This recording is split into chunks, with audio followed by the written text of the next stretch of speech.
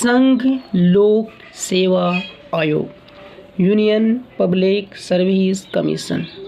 संघ लोक सेवा आयोग भारत का केंद्रीय भर्ती अभिकरण है।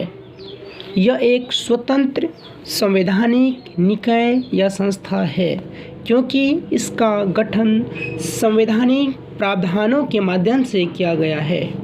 संविधान के 14वें भाग में अनुच्छेद 315 से 323 तक में संघ लोक सेवा आयोग की स्वतंत्रता व शक्तियाँ व कार्य के अलावा इसके संगठन तथा सदस्यों की नियुक्ति व बर्खास्तगी आदि का विस्तार से वर्णन किया गया है। देखते हैं संरचना। संघ लोक सेवा आयोग में एक अध्यक्ष, कुछ अन्य सदस्य होते हैं जो भारत के राष्ट्रपति द्वारा नियुक्त किए जाते हैं। संविधान में आयोग की संख्या का उल्लेख नहीं है। यह राष्ट्रपति के ऊपर छोड़ दिया गया है जो आयोग की संरचना का निर्धारण करता है। साधारणतया आयोग में अध्यक्ष समेत 9 से 11 सदस्य होते हैं। इसके अलावा आयोग के सदस्यों के लिए भी योग्यता का उल्लेख नहीं है। हालांकि यह आवश्यक है कि आयोग के आधे सदस्यों को भारत सरकार या राज्य सरकार के अधीन कम से कम 10 वर्ष काम करने का अनुभव हो। संविधान ने राष्ट्रपति को अध्यक्ष तथा सदस्यों की सेवा की शर्तें निर्धारित करने का अधिकार दिया है। आयोग के अध्यक्ष व सदस्य पद ग्रहण करने की तारीख से 6 वर्ष की अवधि तक या 65 वर्ष की आयु तक इनमें से जो भी हो पहले हो अपना पद धारण करते हैं। वे कभी भी राष्ट्रपति को संबोधित कर त्यागपत्र दे सकते हैं। उन्हें कार्यकाल के पहले भी राष्ट्रपति द्वारा संविधान में वर्णित प्रक्रिया के माध्यम से हटाया जा सकता है। राष्ट्रपति 2 परिस्थितियों में संघ लोक सेवा आयोग के किसी सदस्य को कार्यवाहक अध्यक्ष नियुक्त कर सकता है। जब अध्यक्ष का पद रिक्त हो या जब अध्यक्ष अपना काम अनुपस्थिति या अन्य दूसरे कारणों से नहीं कर पा रहा हो। कार्यवाहक अध्यक्ष तब तक कार्य करता है जब तक अध्यक्ष पुनः अपना काम नहीं संभाल लेता है या अध्यक्ष फिर से नियुक्त न हो। निष्कासन देखते हैं। राष्ट्रपति संघ लोक सेवा आयोग के अध्यक्ष या दूसरे सदस्यों को निम्नलिखित परिस्थितियों में हटा सकता है।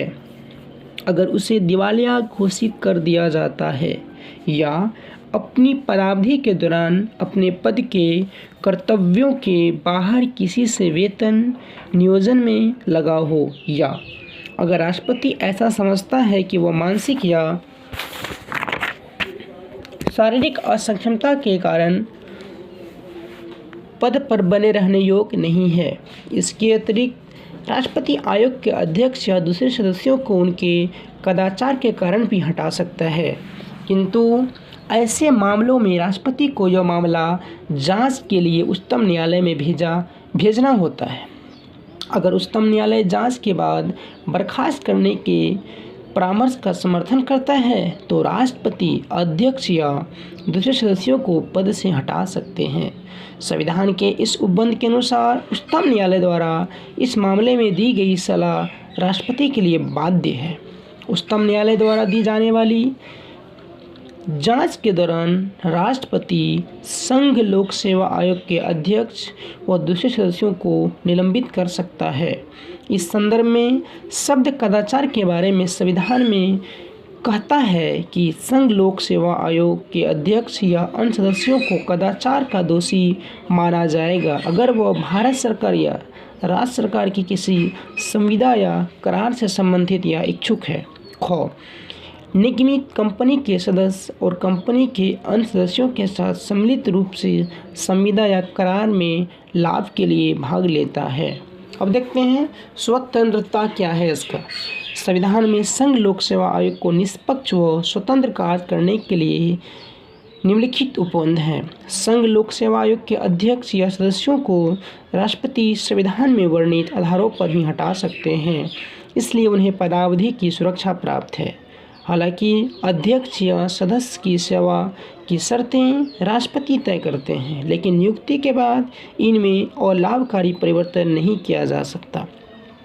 संघ लोक सेवा आयोग के अध्यक्ष या सदस्य को वेतन, भत्ते व पेंशन सहित सभी खर्चे भारत की संचित निधि से प्राप्त होते हैं। इन पर संसद में मतदान नहीं होता है। संघ लोक सेवा आयोग का अध्यक्ष कार्यकाल के बाद भारत सरकार या किसी राज्य की सरकार के अधीन किसी और नियोजन का पात्र नहीं हो सकता।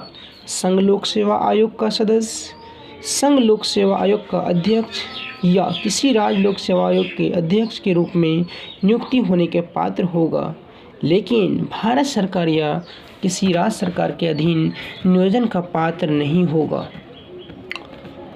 संघ लोक सेवा आयोग का अध्यक्ष या सदस्य कार्यकाल के बाद पुनर्नियुक्त किए जा सकते हैं, दूसरे कार्यकाल के लिए योग्य नहीं है। अगर फिर समझते हैं, संघ लोक सेवा आयोग के अध्यक्ष या सदस्य कार्यकाल के बाद पुनर्नियुक्त नहीं किए जा सकते, अर्थात दूसरे कार्यकाल के लिए योग्य नहीं है। अब देखते हैं इसका कार्य क्या है। संघ लोक सेवा आयोग के कार्यों का वर्णन निम्न अनुसार किया गया है। यह अखिल भारतीय सेवाओं, केंद्रीय सेवाओं व केंद्रीय प्रशासनिक क्षेत्रों की लोक सेवाओं में नियुक्ति के लिए परीक्षाओं का आयोजन करता है। संघ लोक सेवा आयोग राज्य, 2 या 2 से अधिक राज्य द्वारा अनुरोध करने पर किसी ऐसी सेवा के लिए जिसके लिए विशेष अर्हता वाले अभ्यर्थी अपेक्षित हैं, उनके लिए संयुक्त भर्ती की योजना व प्रवर्तन करने में सहायता करता है। यह किसी राज्यपाल के अनुरोध पर राष्ट्रपति की स्वीकृति के उपरांत सभी या किन्हीं मामलों पर राज्य को सलाह प्रदान करता है। निजी प्रबंधन से संबंधित निम्नलिखित विषयों में परामर्श देता है। सिविल सेवाओं और सिविल पदों के लिए भर्ती की पद्धतियों से संबंधित सभी विषयों पर, सिविल सेवाओं और पदों पर नियुक्ति करने में तथा प्रोन्नति व एक सेवा से दूसरे सेवा में हस्तांतरण के लिए अनुसरण किए जाने वाले सिद्धांतों के संबंध में, सिविल सेवाओं और पदों पर नियुक्ति करने में, प्रोन्नति तथा एक सेवा से दूसरी सेवा में तबादला या प्रतिनिधि नियुक्ति के लिए अभ्यर्थियों की उपयुक्तता पर संबंधित विभाग प्रोन्नति की सिफारिश करता है। संघ लोक सेवा आयोग से अनुमोदित करने का आग्रह करता है। भारत सरकार में सिविल सेवक की हैसियत में काम करते सभी अनुशासनिक विषय इसमें सम्मिलित हैं। निंदा, कड़ाई से निरानुमोदन, वेतन में वृद्धि से इनकार, पदोन्नति देने से इनकार, धन हानि की पुनर्प्राप्ति, निम्न सेवाओं या रैंक में कमी, पदोन्नति, अनिवार्य सेवानिवृत्ति, सेवा से हटा देना, सेवा से बर्खास्त कर देना। सिविल सेवक द्वारा अपने कर्तव्यों के निष्पादन के अंतर्गत उसके विरुद्ध विधिक कार्रवाइयों की प्रतिरक्षा में उसके द्वारा खर्च की अदायगी का दावा करना। भारत सरकार के अधीन काम करने के दौरान किसी व्यक्ति को हुई क्षति को लेकर पेंशन का दावा करना और पेंशन की राशि का निर्धारण करना। अल्पकालीन नियुक्ति, 1 वर्ष से अधिक तक व नियुक्तियों की नियमितीकरण से संबंधित विषय, सेवा के विस्तार व कुछ सेवानिवृत्त नौकरशाहों की पुनर्नियुक्ति से संबंधित मामले, कार्मिक प्रबंधन से संबंधित अन्य विषय। उच्चतम न्यायालय ने कहा है कि सरकार उपरोक्त मामले में संघ लोक सेवा आयोग से संपर्क नहीं करता है तो असंतुष्ट सरकारी नौकरी की समस्या न्यायालय दूर नहीं कर सकता। दूसरे शब्दों में न्यायालय ने कहा है कि संघ लोक सेवा आयोग से संपर्क करने में अनियमितताएं पाए जाने पर या बिना संपर्क किए कार्य करने पर सरकार के निर्णय को अमान्य नहीं ठहराया जा सकता, अतः उपबंध मार्गदर्शक है न कि आवश्यक है। उसी प्रकार न्यायालय ने कहा, संघ लोक सेवा आयोग द्वारा चयन किए व्यक्ति को उस पद पर आसीन होने का अधिकार नहीं होता है।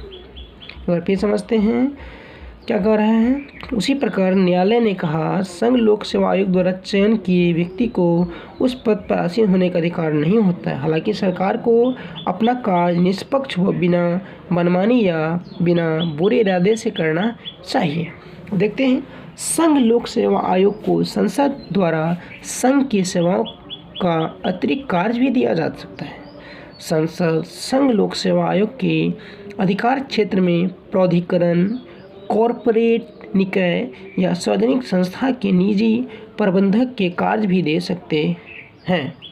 अतः संसद के अधिनियम द्वारा संघ लोक सेवा आयोग के कार्यक्षेत्र का विस्तार किया जा सकता है। संघ लोक सेवा आयोग को हर वर्ष अपने कामों की रिपोर्ट राष्ट्रपति को देना होता है। राष्ट्रपति इस रिपोर्ट को जिन मामलों में आयोग की सलाह स्वीकृत नहीं की गई हो के कारणों का नियुक्त ज्ञापन को संसद के दोनों सदनों के समक्ष प्रस्तुत करता है और स्वीकृति के ऐसे सभी मामलों को संघ कैबिनेट की नियुक्ति समिति द्वारा स्वीकृत कराया जाना चाहिए। किसी स्वतंत्र मंत्रालय या विभाग को संघ लोक सेवा आयोग के परामर्श को खारिज करने का अधिकार नहीं है। किसी स्वतंत्र मंत्रालय या विभाग को संघ लोक सेवा आयोग के परामर्श को खारिज करने का अधिकार नहीं है। सीमाएं: निम्नलिखित विषय संघ लोक सेवा आयोग के कार्यों के अधिकार क्षेत्र के बाहर है। दूसरे शब्दों में निम्नलिखित विषयों पर संघ लोक सेवा आयोग से परामर्श नहीं किया जा सकता है। पिछड़ी जातियों की नियुक्ति पर आरक्षण देने के मामले में, सेवाओं व पदों पर नियुक्ति के लिए अनुसूचित जाति व अनुसूचित जनजाति के दावों को ध्यान में रखने हेतु आयोग या प्राधिकरण की अध्यक्षता, सदस्यता, उच्च राजनयिक पद, ग्रुप सी व डी सेवाओं के अधिकतर पदों के चयन से संबंधित मामले, किसी पद के लिए अस्थायी व स्थानापन्न नियुक्तियाँ अगर वह व्यक्ति 1 वर्ष से कम के लिए पद धारण करता है। राष्ट्रपति संघ लोक सेवा आयोग के दायरे से किसी पद, सेवा व विषय को हटा सकता है। संविधान के अनुसार राष्ट्रपति अखिल भारतीय सेवा, केंद्रीय सेवा व पद के संबंध में नियम बना सकता है, जिसके लिए संघ लोक सेवा आयोग से परामर्श की आवश्यकता नहीं है, परंतु इस तरह के नियम को राष्ट्रपति को कम से कम 14 दिनों तक के लिए संसद के सदन में रखना होगा। संसद इसे संशोधित या खारिज कर सकती है। लिखित भूमिका: संविधान आशा करता है कि संघ लोक सेवा आयोग भारत में मेरिट पद्धति का प्रहरी हो। इससे तात्पर्य है कि यह प्रोन्नति या अनुशासनात्मक विषयों पर संपर्क करने पर अखिल भारतीय सेवाओं व केंद्रीय सेवाओं ग्रुप ए व बी में भर्ती व सरकार को सलाह देने से संबंधित है। सेवाओं में वर्गीकरण, वेतन या सेवाओं की स्थिति, कैडर प्रबंधन, प्रशिक्षण आदि से इसका कोई संबंध नहीं है। इस तरह के मुद्दे को कार्मिक व प्रशिक्षण विभाग, कार्मिक जन लोक शिकायत व पेंशन मंत्रालय के 3 विभागों में से एक देखता है। जहां यूपीएससी भारत में मात्र केंद्रीय भर्ती अधिकरण एजेंसी है, वही कार्मिक व प्रशिक्षण विभाग भारत का केंद्रीय कार्मिक अभिकरण है। संघ लोक सेवा आयोग की भूमिका न केवल सीमित है, बल्कि उसके द्वारा दिए गए सुझाव भी सलाहकारी प्रवृत्ति के होते हैं। यह केंद्र सरकार पर निर्भर है कि वह सुझाव पर अमल करे या खारिज करे। सरकार की एकमात्र जवाबदेही है कि वो संसद को आयोग के सुझावों से विचलन कारण बताए। इसके अलावा सरकार ऐसे नियम बना सकती है जिससे संघ लोक सेवा आयोग के सलाहकारी कार्य को नियंत्रित किया जा सकता है। 1946 में 1964 में केंद्रीय सतर्कता आयोग के गठन ने अनुशासनात्मक विषयों पर संघ लोक सेवा आयोग के कार्यों को प्रभावित किया। ऐसा इसलिए क्योंकि सरकार द्वारा किसी नौकरशाह पर अनुशासनात्मक कार्रवाई करने से पहले दोनों से संपर्क किया जाने लगा। समस्या तब खड़ी होती है जब दोनों की सलाहों में मतभेद हो। क्योंकि संघ लोक सेवा आयोग एक स्वतंत्र संवैधानिक संस्था है, इसलिए वह केंद्रीय सतर्कता आयोग से अधिक प्रभावी है। केंद्रीय सतर्कता आयोग का गठन भारत सरकार द्वारा कार्यकारी परिषद द्वारा किया गया है और अक्टूबर 2003 में इसे सांविधिक दर्जा मिला है। इसका मतलब यह हुआ, केंद्रीय सतर्कता आयोग का जो गठन 1964 में किया गया, इसको 2003 में सांविधिक दर्जा मिला। अब देखते हैं आयोग से संबंधित कुछ महत्वपूर्ण अनुच्छेद। अनुच्छेद 315 संघ तथा राज्यों के लिए लोक सेवा आयोग। अनुच्छेद 316 सदस्यों की नियुक्ति तथा कार्यकाल। अनुच्छेद 317 लोक सेवा आयोग के सदस्यों की बर्खास्तगी व निलंबन।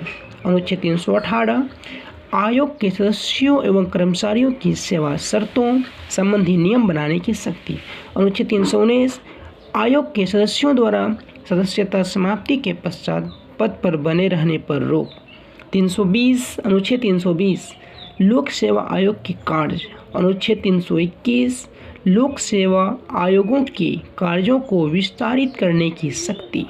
अनुच्छेद 322 लोक सेवा आयोगों का खर्च। अनुच्छेद 323 लोक सेवा आयोगों के प्रतिवेदन। एक बार फिर रिवाइज कर लेते हैं अनुच्छेद को। अनुच्छेद 315 में कहा गया है कि संघ तथा राज्यों के लिए लोक सेवा आयोग होगा।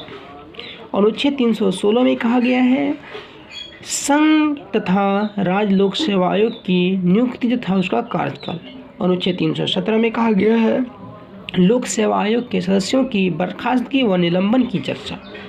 अनुच्छेद 318 आयोग के सदस्यों एवं कर्मचारियों की सेवा शर्तों संबंधी नियम बनाने की शक्ति। अनुच्छेद 319 आयोग के सदस्यों द्वारा सदस्यता समाप्ति के पश्चात पद पर बने रहने पर रोक। अनुच्छेद 320 लोक सेवा आयोगों के कार्य।